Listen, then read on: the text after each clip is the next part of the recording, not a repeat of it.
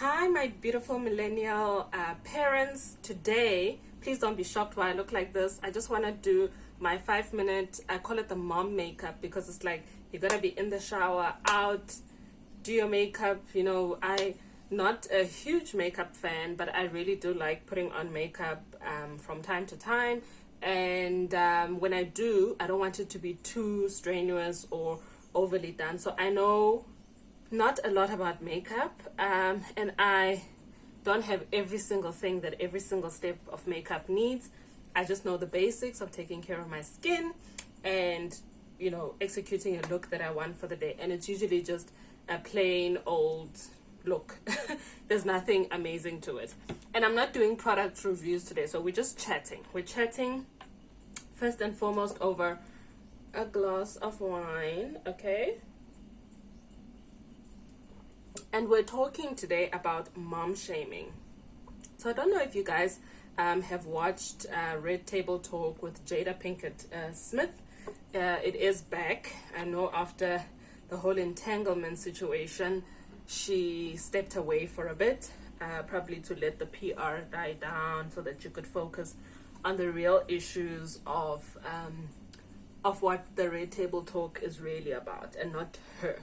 So they were speaking about mom shaming, and it's a thing, hey? It's a thing because I've experienced it, and I have only been a mother to, a 2-year-old for 2 years. And I've experienced it even before becoming a mother. I experienced it during my pregnancy. I experienced it during my labor.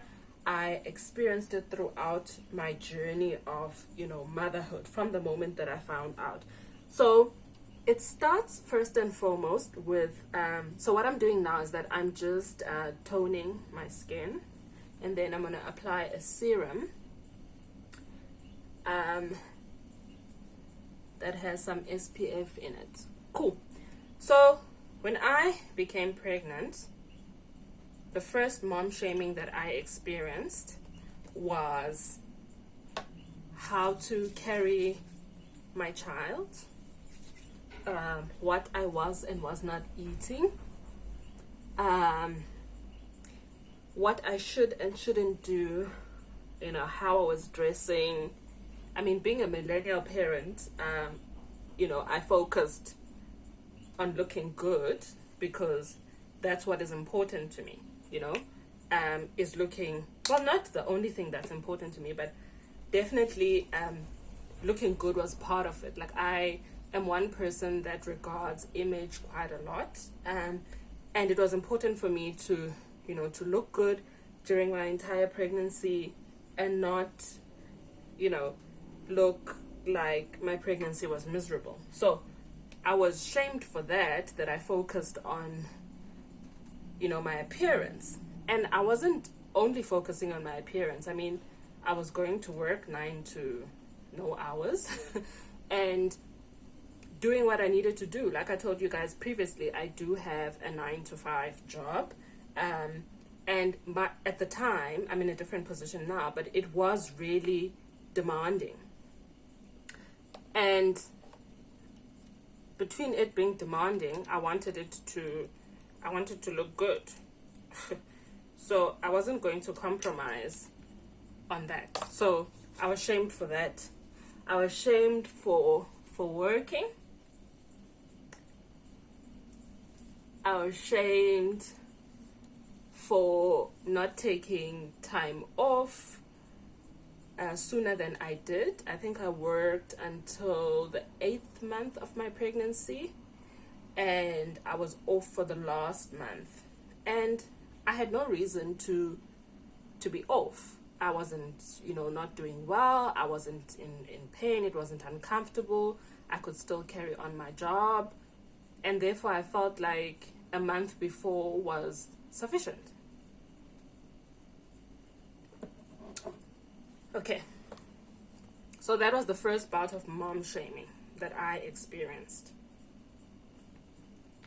Then, when I became a mother, I got shamed for working.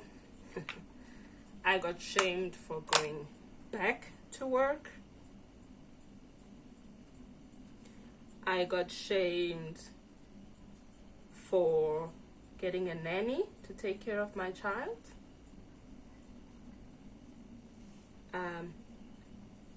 And yeah,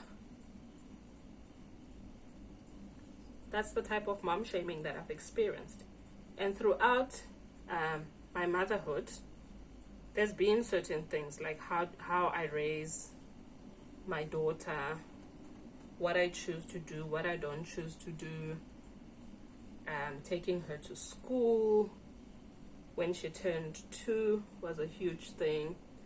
People felt like I should wait a bit longer. So I raised my daughter unconventionally. And I think even that is becoming more conventional now, because a lot of millennial parents are raising their children the way that I am.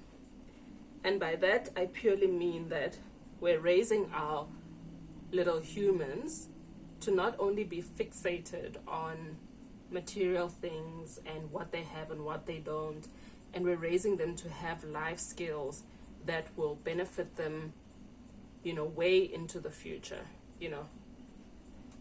And I get that other generations might sometimes feel that you're rushing the child, or it's not a good thing to do, or you should be doing it this way and not that way. Whew. So it is what it is. I feel like each generation raises kids to be prepared for the future. And I think the future is the way that millennials are choosing to raise their children now. So one of the examples being that our kids need to be tech savvy. And my little one watches all her programs and her educational programs mostly on her tablet. And other people might think, oh, it's too soon, it's too this. But when she gets to school or bigger school, she needs to be as technologically advanced as she can and as technologically advanced as the other kids, so that she doesn't fall behind. So I think that's the one thing. And also, it is what it is. I think most millennial parents now have mechanisms in place to make sure that their kids are not being overly exposed and that they are protected from the internet as best as any parent can. And it is what it is. And I'll apologize because the fan is on and it is cooking here in South Africa. I can't open the window because then the noise from outside, we live very close to the highway, so the noise from the outside will, interfere with what I'm trying to say and the conversation that we're having.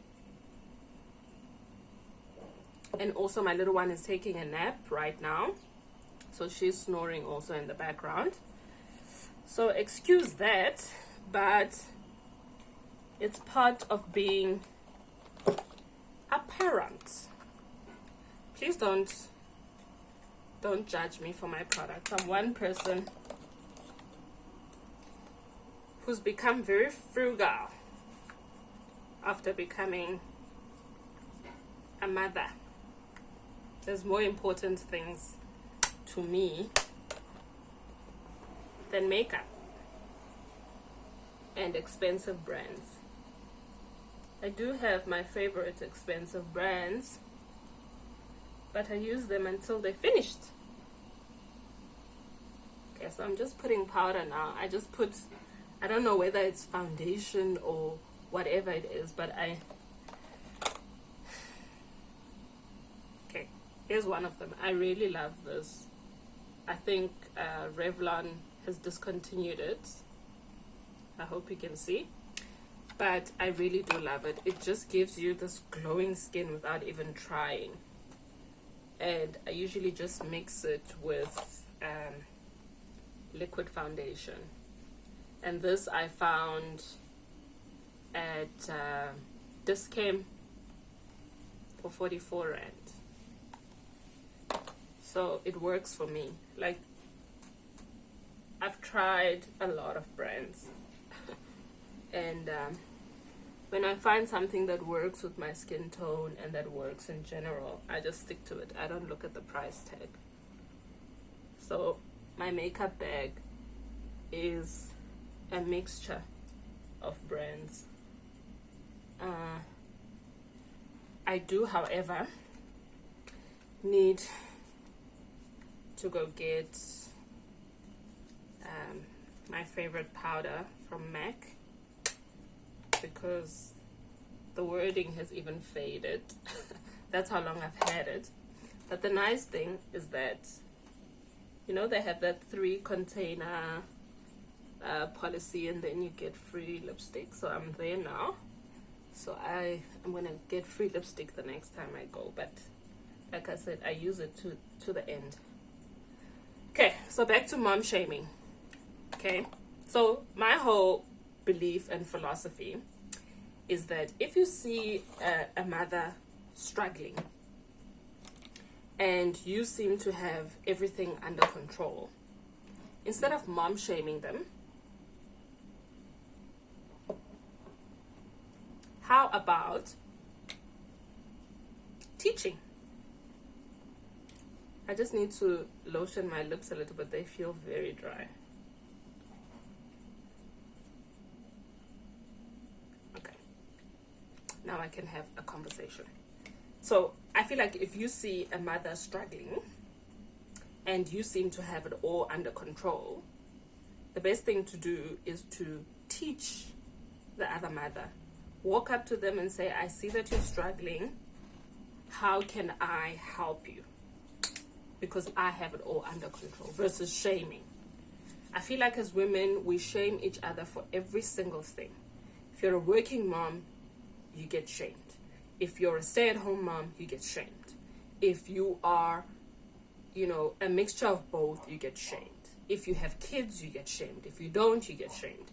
If you're too successful, you get shamed. If you don't, you get shamed. So I feel like as women, there's something that needs to change. Something just needs to shift.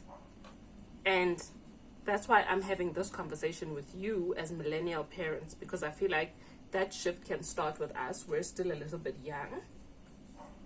And we can change the narrative and then bring up our children, especially our daughters, to continue this change of the narrative. And that's just honestly how I feel. I feel like it's enough and it is unnecessary.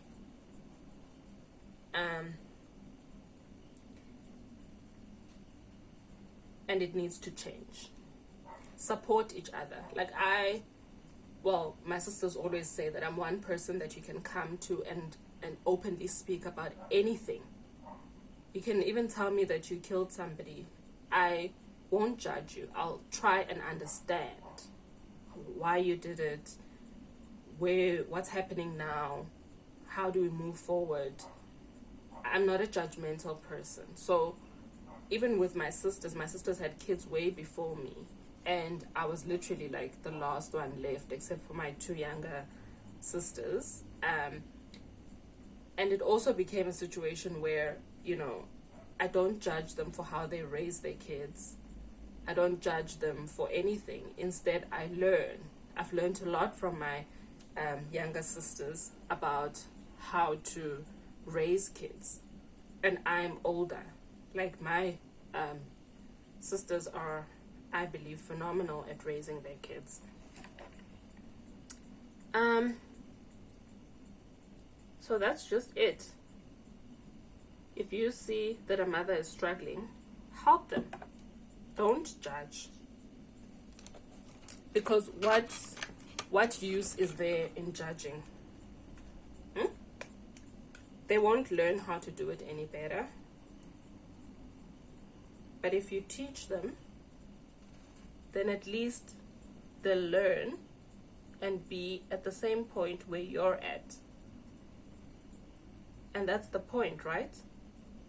For us to get better, be better, do better, and learn from each other. That's the point of it all.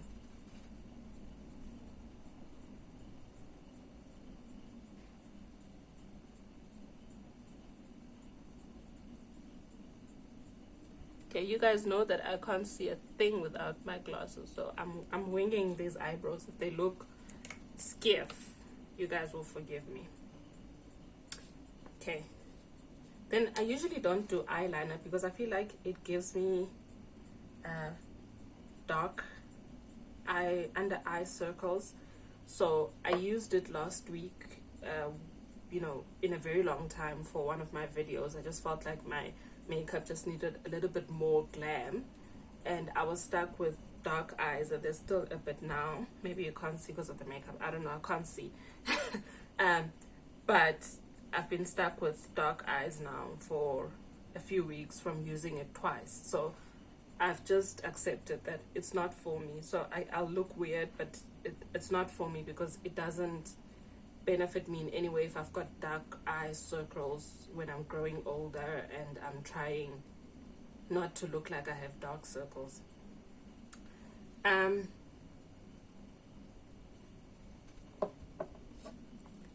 That's what it is. Okay, there's one thing that I don't get right, is this contouring thing. Okay, I've had a contouring palette, I think they call it, from Essence for the longest time, and this is what I usually do.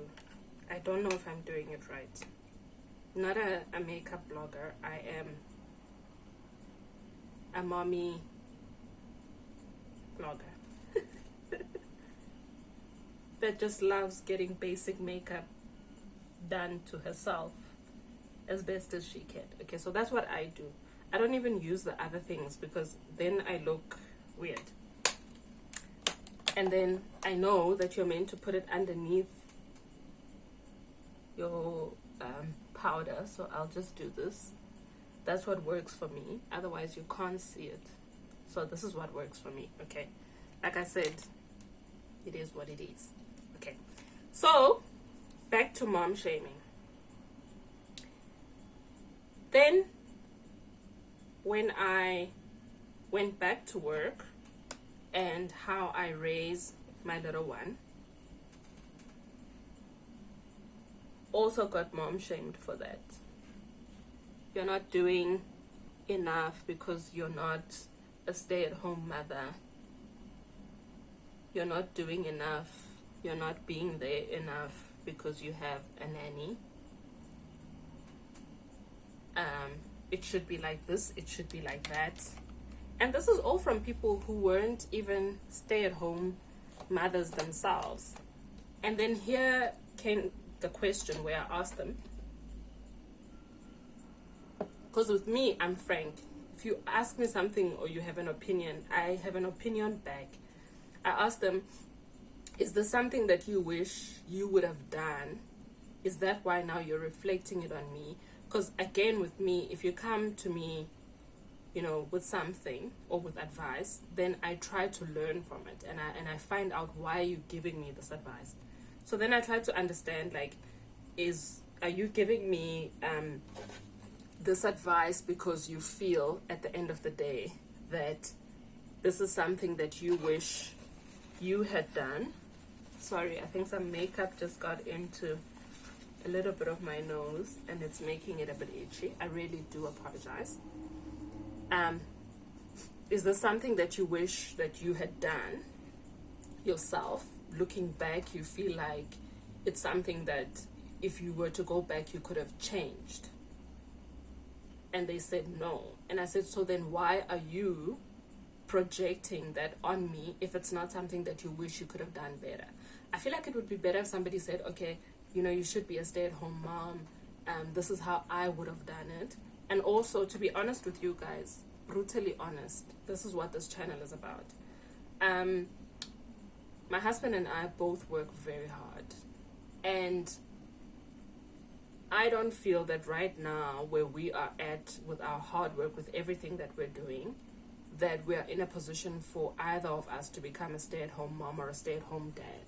There's still a lot that needs to be done.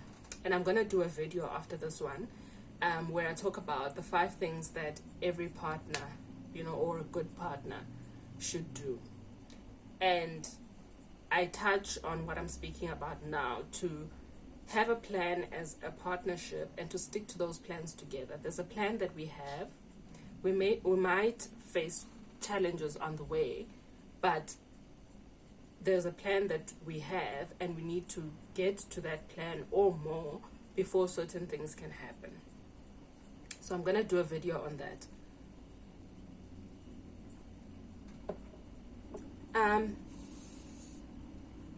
And it also falls part of the fact that we're not there, and neither is it, a plan of mine to ever become a stay-at-home mom right now. It might change in the future, I don't know. But right now, he always also says that it's not within my character. And I have huge respect for women that stay at home, especially after this pandemic, because it is damn hard work. It's hard work being a parent, period. But being a stay-at-home parent is hard work, period. I think going to the office and having a nanny, is a little bit easier than working and being a full-time parent, or being a full-time parent, period. So huge respect for that, right? Then about the mom shaming.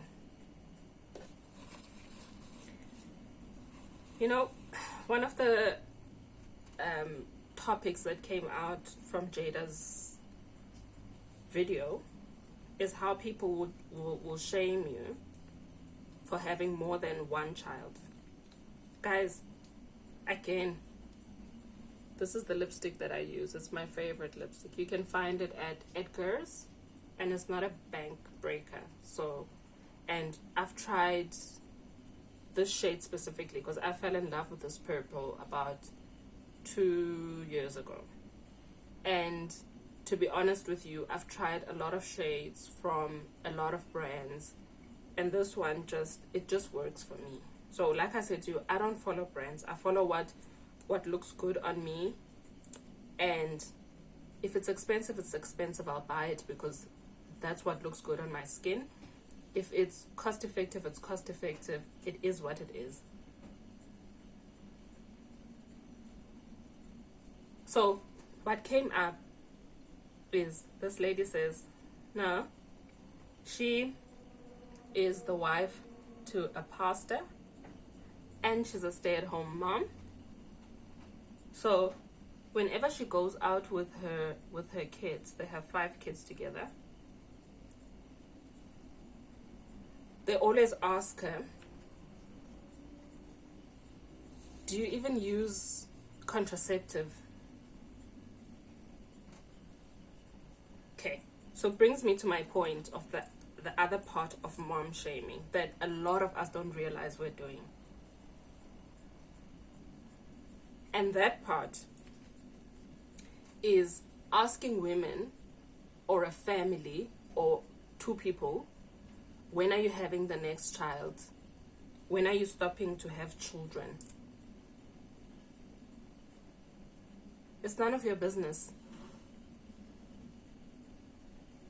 Because you don't know the financial circumstances of that family. What if they can only afford to have 1 child? What if it took them a long time or certain processes to even make the child or the children that they have? It's really none of your business. So stop shaming parents or mothers or families for having 1 child, 2 children, 5 children. It's none of your business. You don't know what their plan is. They don't owe you an explanation. They don't owe you another child. They don't owe you less children. It's simply none of your business.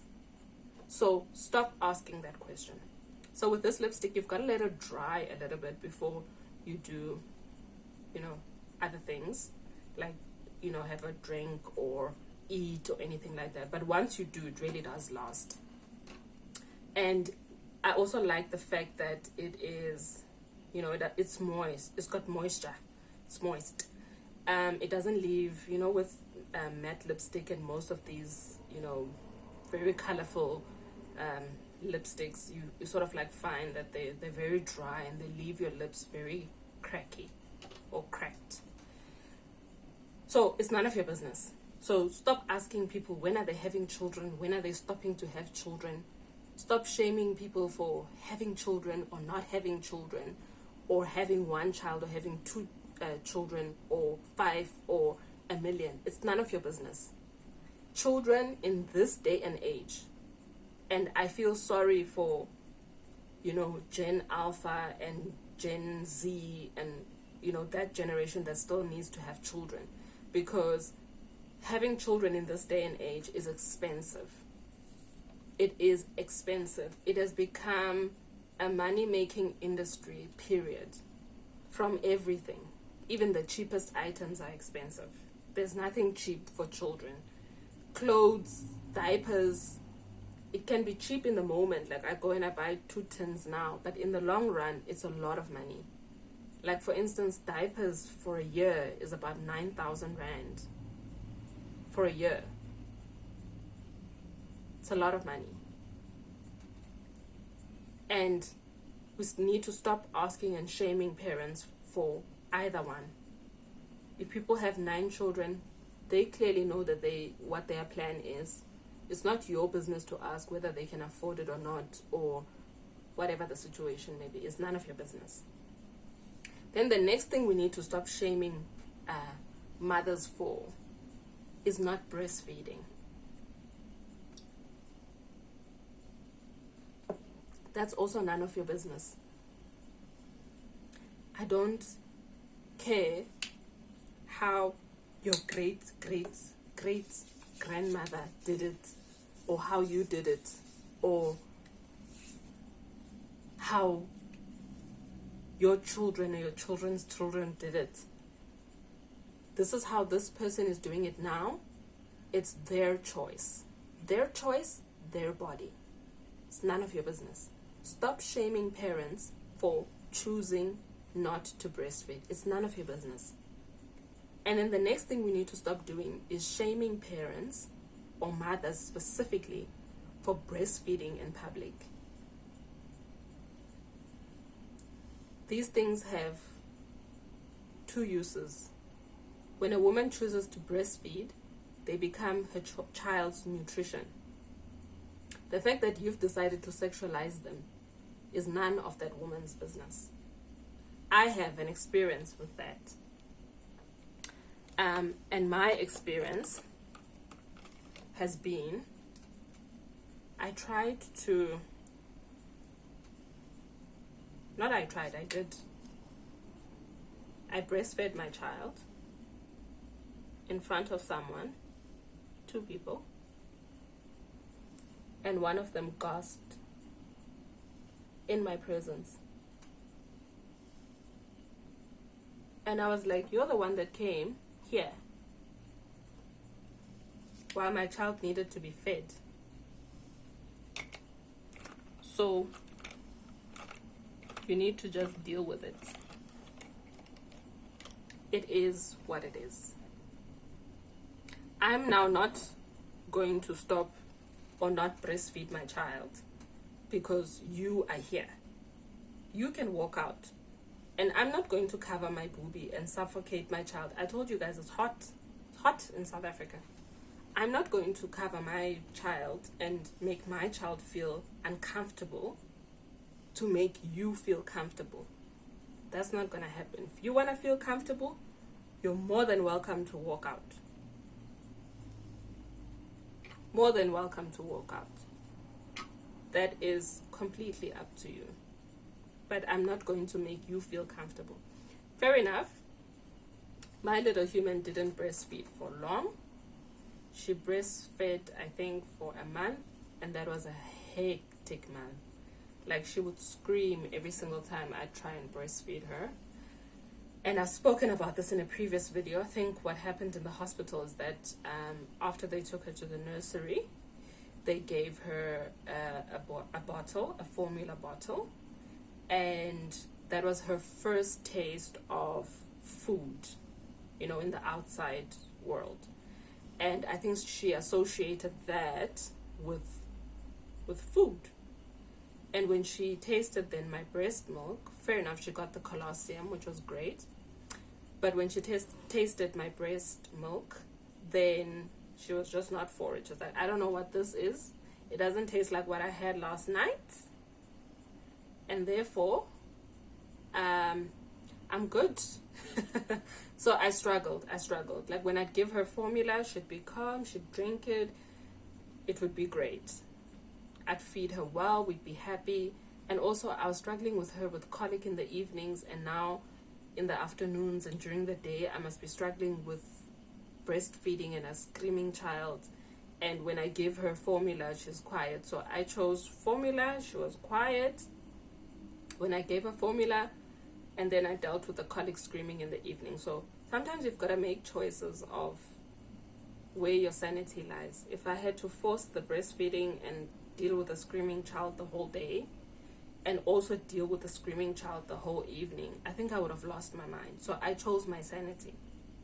And whether I'll breastfeed with the next one or not, it's up to them. It's up to the circumstances. I have no problems with breastfeeding, but I struggled with my little one, my first one. So also, that is none of your business.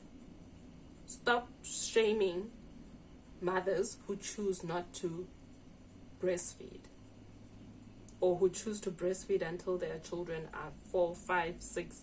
It's none of your business. The point of this video is that we must all just leave mothers to do the best for their children and take the best decisions. I think when you get to a point where you're a mother, for most of us, you've matured enough to make sane decisions. And we need to trust mothers to make the best decisions for themselves and the best decisions for their children. It's got nothing to do with us. Unless it's an extreme case where, and even then, you involve social workers, it's got nothing to do with you. Period. Mom shaming needs to fall. Millennial parents, I am urging you guys, mom shaming needs to fall. Most of us now cannot afford to be stay-at-home parents. Don't judge parents who don't make that choice. It's none of your business. When you think of wanting to mom shame or whatever, just remember it's none of your business. And then when you get to a point where you make it your business, rather educate the mother and call them aside and say, listen, I see you're struggling here. This is how I've done it. If you'd like the advice, I can show you how. Come from a point of love and teaching versus a point of, singling out somebody and shaming that person and embarrassing that person. It doesn't help anybody. It's so easy for moms to get to a point of depression. So why would you want to be even an inkling of a possibility of a cause for them to get there? Postpartum depression is real. Moms are already dealing with a lot. As a fellow mother, as a fellow parent, you know the sacrifices that people make in order to become parents, in order to become a mother. And you should be the last person to mom shame and make someone else feel bad for their decisions and their choices of how they carry out motherhood. And that's it. So I hope you guys enjoyed this video. I hope you learned a lot. To those that are not parents, to those that are, I don't even want to say the words, mom shamers, I hope you guys will sort of like listen to this video over and over and over and over again and realize that what you're doing, it's not cool. Mothers have already got a lot of pressure without external factors, without mom shaming. Let's make motherhood easier and more enjoyable for mothers going forward in the future. If you're a mom, you should know that you've got children, and if your children faced what you're giving somebody else, mom shaming, dad shaming, parent shaming, would you like it? And I don't think that you really would. So why are you doing it to somebody else's child? Because even if I'm 30 or 40 or 50, I'm still somebody's child. So don't do it. Especially the moms on my channel and on my platforms. I trust that we are better moms. We're moms that are here to struggle together, you know, and not be ashamed to speak and be honest about what parenting challenges we're facing because we're afraid to be shamed. That's it. Thank you all for joining me. I really did enjoy my 4 sips of wine. Trying to drink responsibly, but it is what it is. I felt like I was sitting here at a table with a group of friends, and you are those friends, having a glass of wine and speaking about pertinent issues that we face as parents. And that's what it's about. And even in your own circles, sit, you know, have social gatherings where you speak about these issues, you know, even if it's over a glass of wine. Thank you all so much for watching yet again. I will see you guys on the next video. Bye.